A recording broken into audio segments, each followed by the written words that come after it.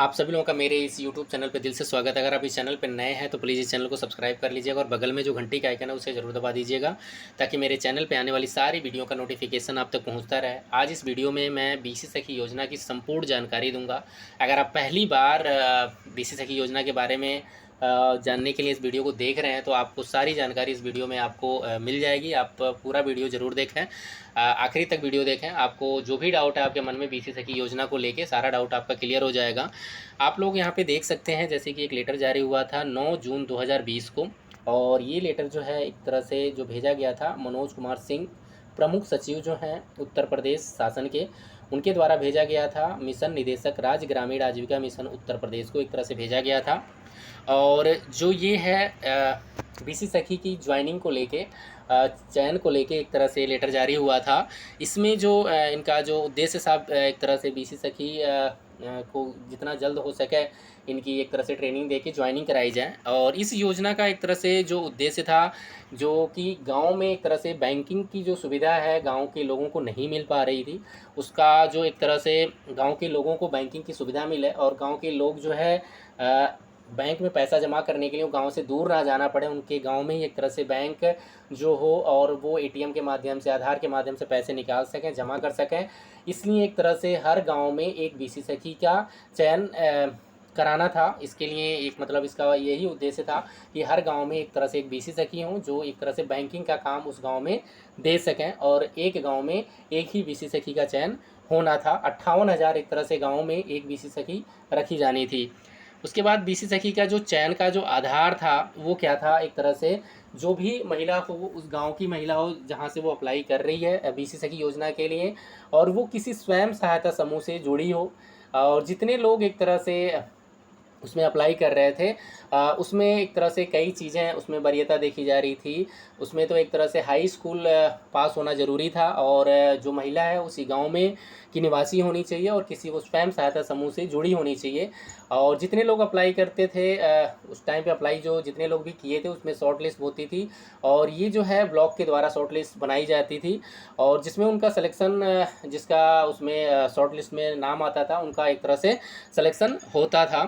उसके बाद यहाँ पे आप लोग देख सकते हैं चयन जो प्रक्रिया थी उसमें एक तरह से यहाँ पे वो ऑनलाइन सारा अप्लाई करना था। इसमें चयन प्रक्रिया में बीसी सखी डायरेक्ट एक तरह से ब्लॉक के द्वारा एक ऐप जारी किया गया था बीसी सखी, यूपी बीसी सखी के नाम से, और वहाँ पे जाके एक तरह से बीसी सखी को अप्लाई करना था। और अप्लाई करने के बाद वहाँ पे उनकी पर्सनल जानकारी, वहाँ पे कुछ जो ऑब्जेक्टिव क्वेश्चन आंसर क्वेश्चंस दिए जाते थे उसका आंसर देना होता था।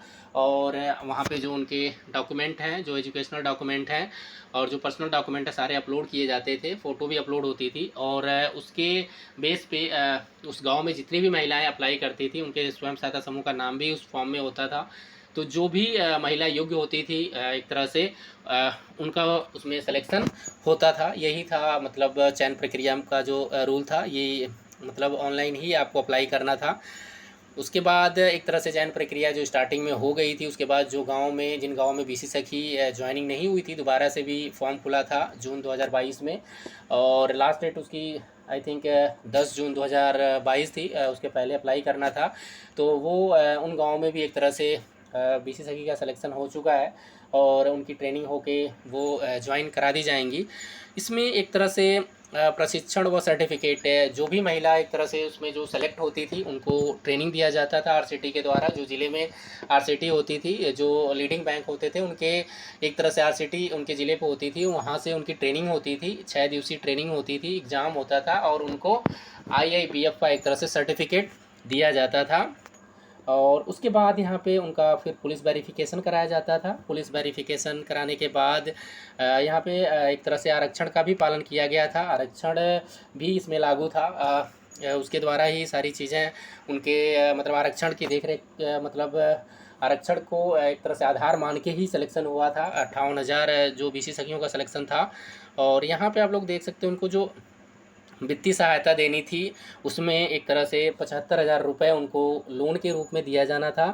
आसान ऋण के रूप में हार्डवेयर व स्थापना के लिए उपलब्ध कराई जाएगी। यहाँ पे आप लोग देख सकते हैं, यहाँ पे 75,000 रुपये इनको लोन के तौर पे आसान ऋण के रूप में हार्डवेयर व स्थापना, मतलब उनको जो ट्रांजेक्शन में करने में जो फंड की ज़रूरत होगी, जो पैसों की ज़रूरत होगी उसके लिए, और जो उनको डिवाइस लेनी है उसके लिए एक तरह से 75,000 जो है सरकार के द्वारा एक तरह से धनराशि दी जानी थी। और 4,000 रुपये प्रति माह 6 माह तक उनको एक तरह से मानदेय दिया जाना था। और यहाँ पे जो भी बीसी सखी एक तरह से जुड़ के इस योजना में काम कर रही हैं, जो स्टार्टिंग में जिनका भी सिलेक्शन हुआ था उनका लगभग सबका ही एक तरह से 6 महीने का जो है मानदेय आ चुका है, 75,000 का उनका लोन भी आ गया और वो काम कर भी रही हैं।